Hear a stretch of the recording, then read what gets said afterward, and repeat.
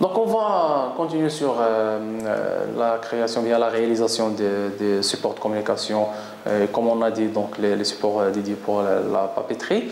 Donc on va travailler comme la dernière fois sur le même logo, donc pour garder toujours l'identité visuelle et un petit peu on respecte l'identité visuelle, et aussi pour vous préparer à la réalisation de la charte graphique. Donc, on va essayer de faire premièrement un enveloppe. Donc, comment on va présenter notre enveloppe, là, comment on va réaliser notre enveloppe. Donc, comme vous avez remarqué, qu'on a, on a fait deux méthodes de travail. La première, c'est sur une maquette. C'est comme on va l'imprimer. Donc, parce que les enveloppes, il se fait donc sur un grand papier comme ça, plus un petit peu plus que A4 ou bien A3. Et après, après l'impression, donc il y a une machine qui le plie avec la colle. Donc, pour que ce soit comme un enveloppe, comme vous le connaissez.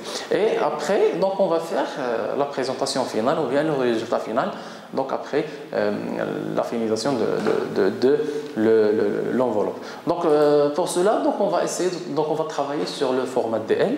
Donc, donc on va faire un rectangle qui représente le format DL. Donc ça veut dire 11 cm 122. Ok. Donc voilà la taille de l'enveloppe. Donc, premièrement, on va essayer de faire la maquette. Donc, pour faire tracer ou bien dessiner la maquette, donc on a le face devant. Après, on appuie sur le Alt pour faire la face derrière. On va ajouter un petit peu les côtés et le en haut, donc, qui sont dédiés pour la fermeture de l'enveloppe, ok. Et pour qu'on puisse modifier les points de cette forme, donc on va travailler avec la flèche blanche. Donc on appuie sur le premier point avec Shift et on va faire deux mouvements. Après le deuxième point, l'autre côté, on va faire Shift et de touche avec la touche les flèches, ok. Après, donc on va dessiner un petit peu le côté donc qui sert à coller et à l'enveloppe, ok. Après, donc on va faire comme ça, pareil, ok.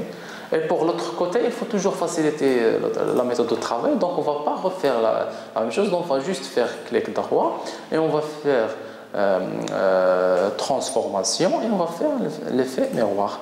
Donc, il faut faire aperçu. Donc, si vous avez remarqué, donc l'effet miroir s'applique sur la forme et on va faire copier parce que si on va faire OK, donc la forme initiale, donc l'effet va s'appliquer sur la forme initiale alors qu'on veut deux formes. Donc, on va faire copier, ok. Donc voilà la deuxième. On va maintenir les shifts pour garder toujours le même emplacement. Donc on a la maquette. Donc deuxièmement, donc on va travailler la conception. Donc comme on a vu dans la présentation, donc premièrement il faut choisir qu'est-ce qu'on va faire, une enveloppe avec une fenêtre de l'adresse ou bien sans fenêtre. Donc par exemple si on veut faire une fenêtre, il faut la mentionner et il faut faire la taille pour qu'on puisse savoir l'espace de la conception ou bien l'espace qu'il nous reste pour la conception, ok. Donc pour cela, donc on va donner juste on va un petit peu faire arrondir un petit peu comme ça les côtés de rectangle, ok. Après on va faire juste un petit dégradé pour rappeler que c'est une fenêtre ou bien quelque chose qui est transparent. Donc pour cela, donc on va faire un dégradé, ok. Donc ou bien juste on va aller à, donc si on ne trouve pas la fenêtre dégradée ici, donc il faut toujours aller à fenêtre, ok, et couleur dégradée de couleur, donc et on aura notre palette de dégradé, ok. Donc il faut juste qu'on appuie ici. Donc si on veut par exemple ajouter d'autres couleurs, donc on va par exemple faire un dégradé de comme ça 3 couleurs juste pour refléter que que c'est un endroit dédié pour que ce soit transparent. C'est une plastique par exemple pour qu'on puisse voir l'adresse à l'intérieur. Okay? Et le plus important, c'est qu'il faut qu'on travaille avec notre logo. Donc je vais copier le logo, okay? Et je vais l'appuyer ici. Donc je vais diminuer un petit peu la taille. Et comme on a dit, donc on n'a que cette zone. Parce que l'autre zone ici, elle est réservée pour la poste. Okay? Donc on peut, même avec l'outil plume, donc ajouter pour garder toujours le lien entre l'enveloppe, entre l'entête de lettres et l'identité visuelle comme on a fait la dernière fois. Donc on va dessiner comme ça, une forme comme ça par exemple. Okay? Donc on va faire par exemple comme ça. Et donc pour la couleur, donc on va prendre avec l'outil pipette la couleur du logo, okay? Pour qu'on puisse laisser toujours la même couleur du logo. Okay? Donc pour le côté derrière, donc il faut qu'on fasse attention parce que si on veut écrire quelque chose en arrière ou bien soit le logo, soit une écriture, il faut lorsqu'on travaille dans la maquette, il faut qu'on le fait à l'envers parce que dans l'impression, cette zone-là, elle va se plier en haut. Ça veut dire que tous les éléments seront à l'envers. Donc pour cela, donc pour faire ça, donc on va sélectionner notre logo. Okay? Si par exemple on veut refaire le logo par exemple, donc on va faire comme on a fait la dernière fois, transformation, on va faire miroir. Mais cette fois-ci, on va faire un miroir horizontal pour que l'application soit en haut, en bas. Okay? On va faire copier par exemple et on va le mettre derrière par exemple comme ça. Ok. Pareil pour cette forme-là, par exemple, si on veut la faire de l'autre côté, donc on va faire transformation, miroir, et on va la faire horizontale, ok? Et on va faire copier. Et le voilà. Et pour la faire obtenir l'autre côté, il faut le faire une deuxième fois, miroir, mais cette fois-ci, on va faire vertical, ok? Et on va faire OK. Donc vous avez trouvé, donc on a gardé le même design par exemple que pour le face et pour elle. Donc juste pour cette forme ici, donc on va la faire en couleur, on va garder la même couleur pour la partie que ce ferme par exemple reste en bleu comme les autres formes, ok? Donc maintenant on va voir comment on va présenter notre enveloppe. Donc on va tout sélectionner comme ça par exemple, ok? Et on va faire Alt et on va faire par exemple ici la face devant. Donc je vais supprimer tous ces éléments là, je vais laisser que la face devant, ok? Et c'est pareil pour l'autre forme, ok? Donc je vais faire par exemple copier comme ça, mais il faut que je fasse que je transforme ces formes là en faisant miroir, ok? Et je vais faire la miroir, donc je vais faire en mémoire horizontale pour que je puisse garder toujours le logo ou bien la forme avec l'état final, ok? Et c'est pareil pour ça, par exemple, on va le dupliquer ici, ok? Et on va le mettre premièrement disposition en premier plan, ok? Et pareil, donc on va faire transformation, miroir, et on va faire OK, ok?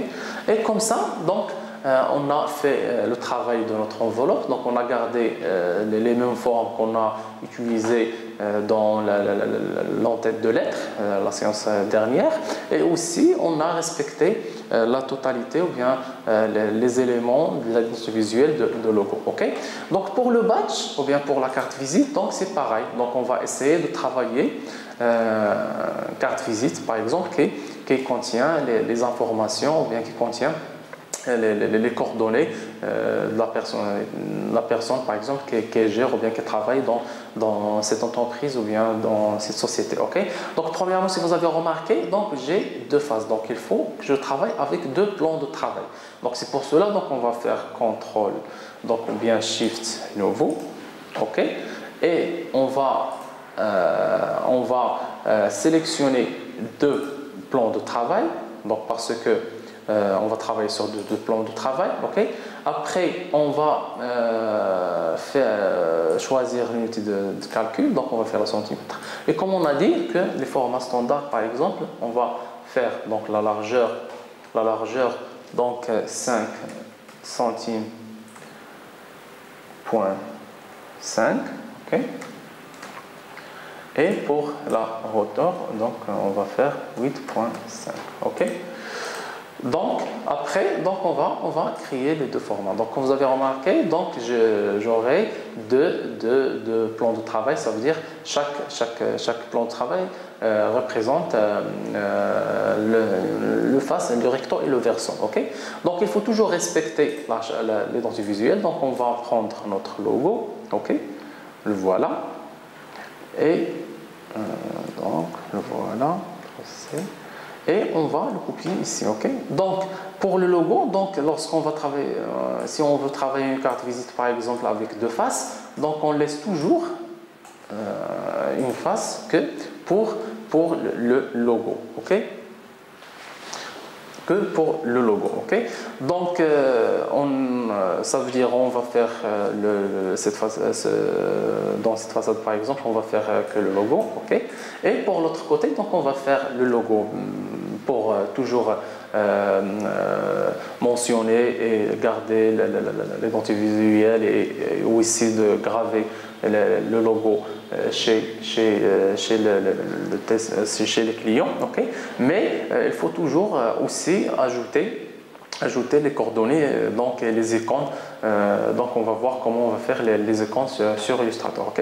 Donc pour cela, donc on va faire le même design. Ça veut dire on va travailler soit avec les rectangles ou bien les formes. Donc on peut par exemple ajouter des formes comme ça par exemple, ok.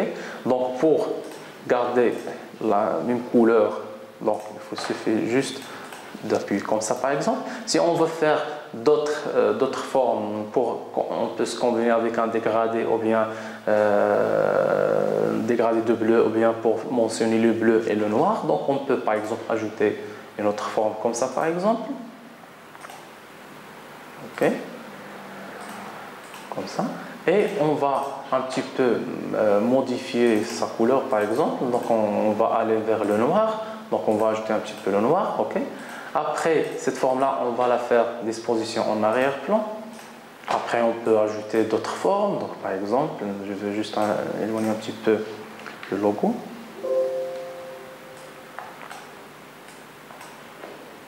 Donc par exemple, parce que toujours il faut respecter et faire apparaître les couleurs de logo, ok. Donc on va faire le noir, donc, et on va faire disposition, et on va faire en arrière-plan, ok. Donc plus ou moins, donc on aura un design ou bien qui respecte l'identité visuelle de notre logo, ok.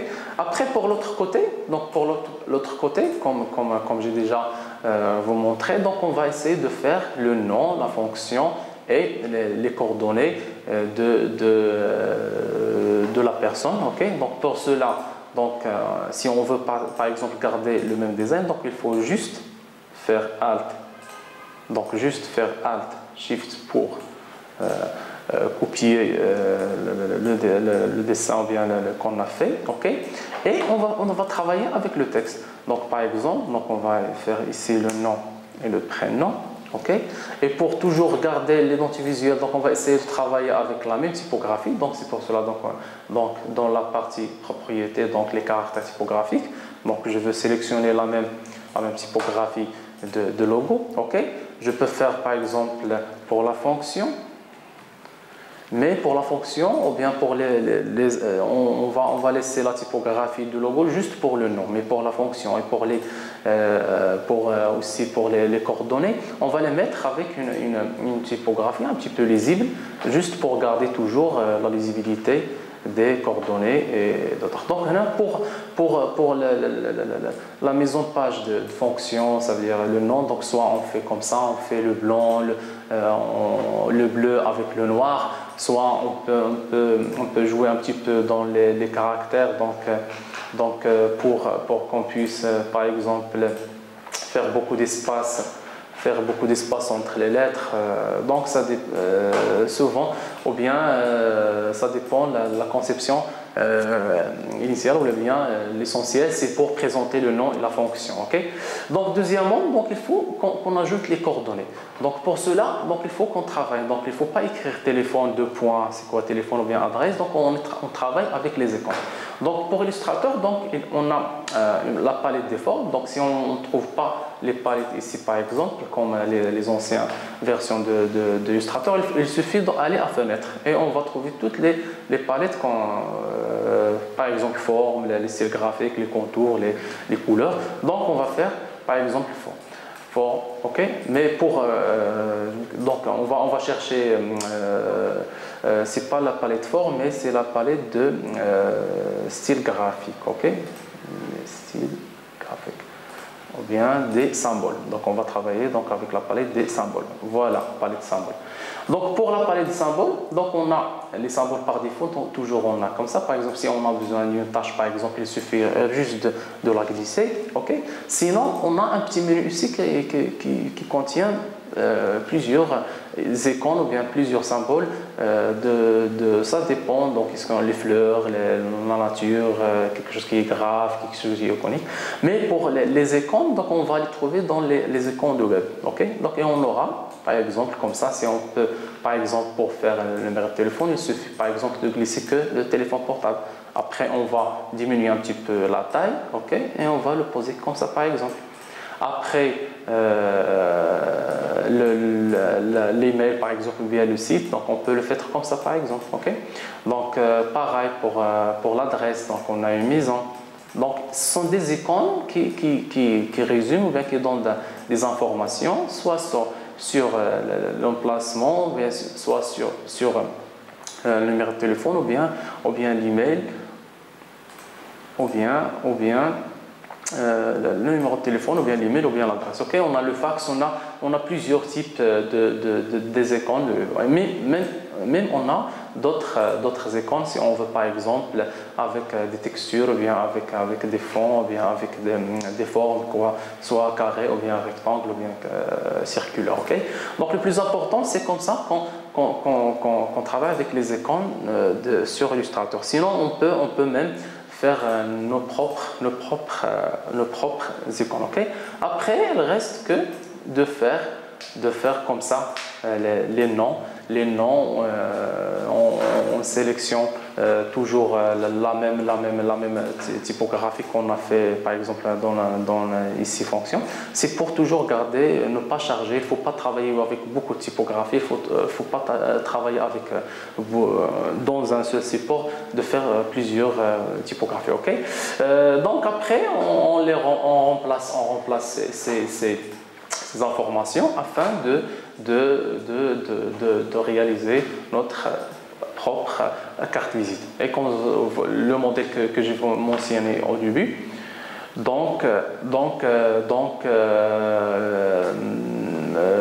comme on a vu dans le début, donc on a fait le nom, on a répété ces symboles pour laisser toujours l'identité visuelle. On a fait la version logo noir et blanc, bien avec le blanc, juste pour donner un petit peu de design ou bien de la conception sur notre carte visite. Et c'est pareil, donc si vous avez remarqué pour la réalisation du badge, donc c'est pareil, donc c'est les mêmes tâches. Donc la différence entre le badge et la carte visite, c'est que le badge c'est une seule face. Donc on a travaillé toujours avec les mêmes typographies. On a ajouté l'espace pour une image où on va faire la photo, et aussi le code barre, c'est pour emprunter, pour ouvrir par exemple des portes électroniques, ou bien pour checker l'entrée et la sortie des personnels. Donc c'est la même démarche de la réalisation des cartes visites et des badges. Donc on se retrouve dans d'autres cours pour qu'on puisse voir d'autres méthodes de réalisation de l'identité visuelle de ces portes de communication dans l'infographie.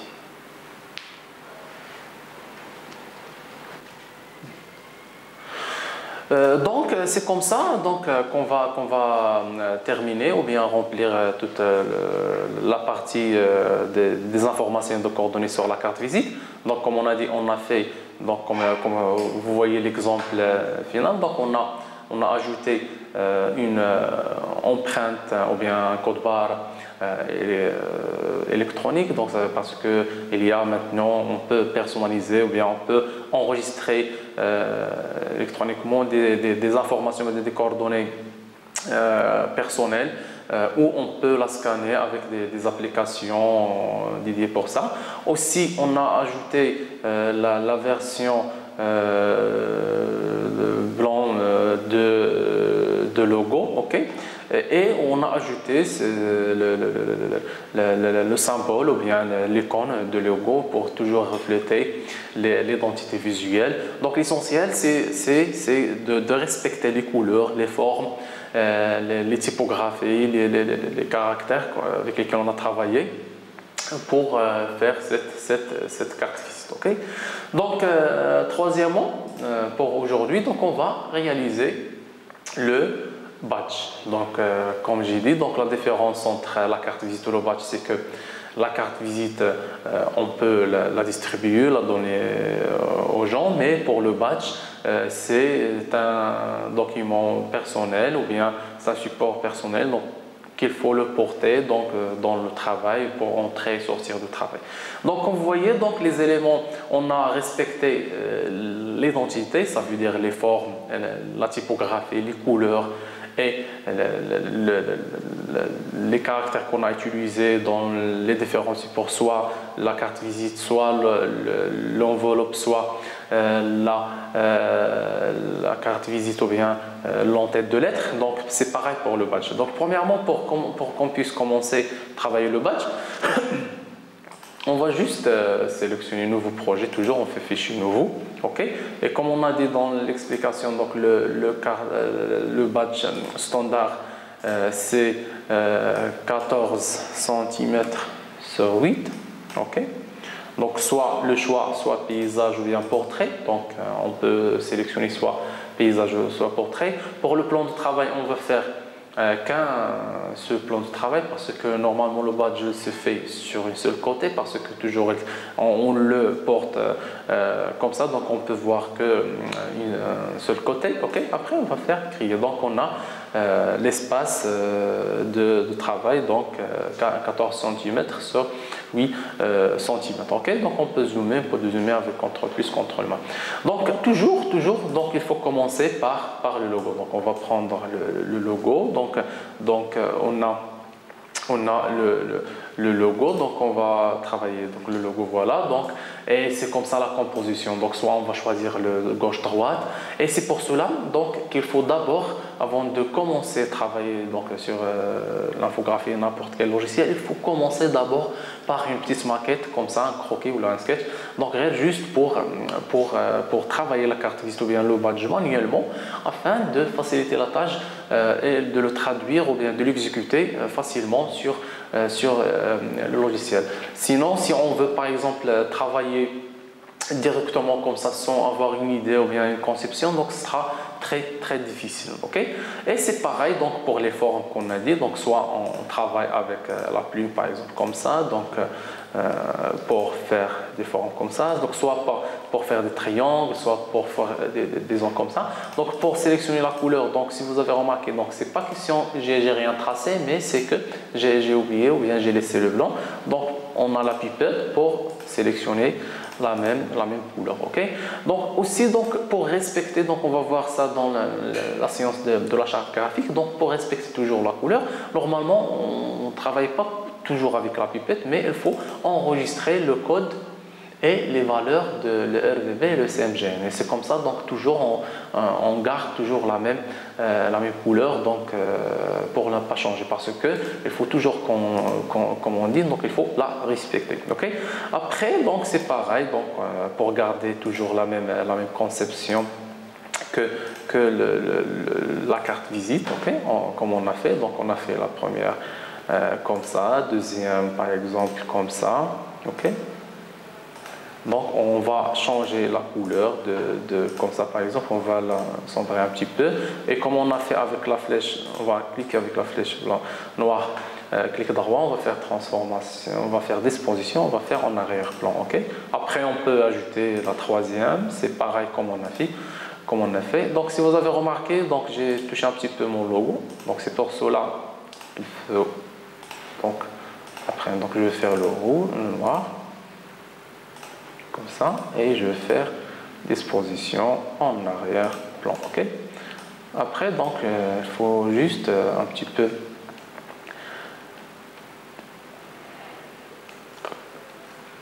Il faut sélectionner le logo, le voilà. Ok. Et on va le bouger un petit peu parce qu'il faut respecter toujours la zone de protection. Il ne faut pas coller le logo avec n'importe quelle forme ou bien avec les autres éléments. Il faut toujours laisser un espace.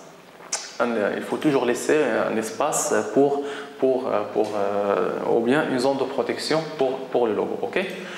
Donc après, comme on a dit, donc on va faire un emplacement pour la photo. Ok. Donc on va seulement faire un rectangle, donc soit un rectangle arrondi ou bien normal, soit on peut faire l'arrondi donc en appuyant avec la flèche blanche sur les.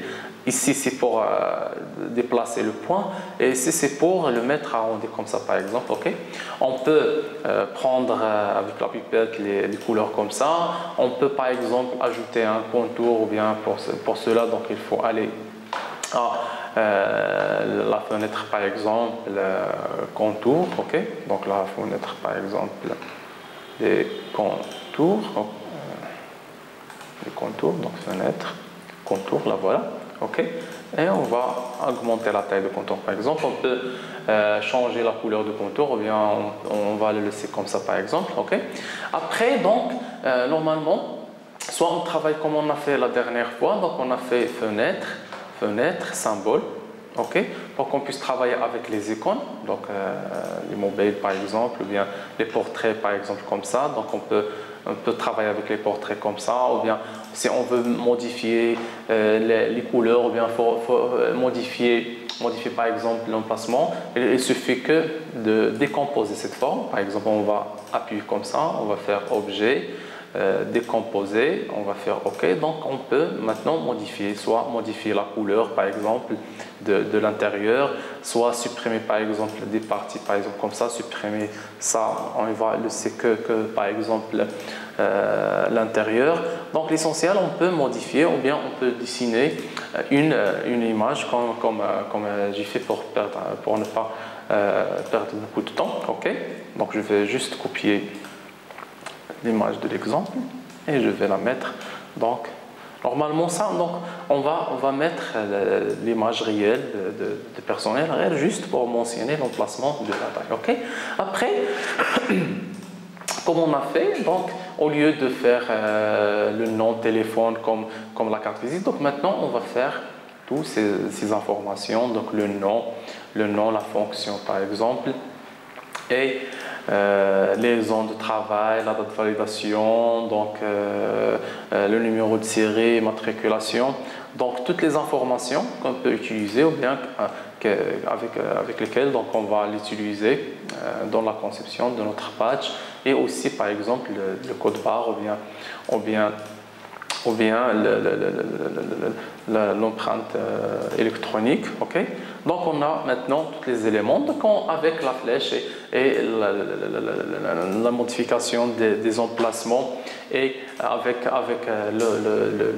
la finition finale, bien le travail de la retouche finale. Donc on va finaliser notre badge pour qu'elle respecte toujours la même identité visuelle et respecte les notions qu'on a choisies pour représenter la marque et la société. Donc on a vu dans ce cours donc, comment réaliser un badge, comment réaliser une carte visite, un enveloppe, et dans le cours précédent, dans les enveloppes, donc on a essayé de faire le tour des supports qu'on peut utiliser dans Papeterie. Okay. Donc on se retrouve dans les cours prochains, donc au revoir.